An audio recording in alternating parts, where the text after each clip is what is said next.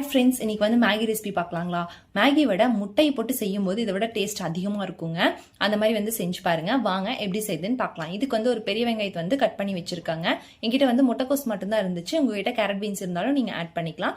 தக்காளி, ஒரு முட்டை, அதுக்கப்புறம் வந்து மேகியோட மசாலா வந்து எடுத்து வச்சிருக்காங்க. ஒரு கடாயில் வந்து கொஞ்சமாக தண்ணி ஊற்றி ஃபர்ஸ்ட் வந்து மேகி வந்து 2 மினிட்ஸ் வந்து வேக வச்சு தனியாக எடுத்து வச்சிருங்க.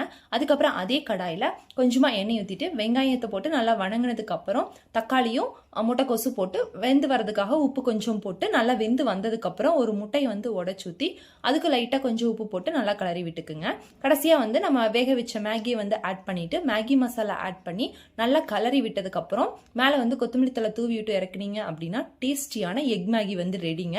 இப்படி வந்து கண்டிப்பாக வந்து செஞ்சு பாருங்க. நம்ம சேனல் தான் ஃபர்ஸ்ட் டைம் பார்க்குறீங்க அப்படின்னா மறக்காம சப்ஸ்கிரைப் பண்ணிட்டு பாருங்க. பாய், நாளைக்கு ஒரு வீடியோல பார்க்கலாம். ஹாய் ஃப்ரெண்ட்ஸ், இன்னைக்கு வந்து மேகி ரெசிபி பார்க்கலாங்களா? மேகி விட முட்டை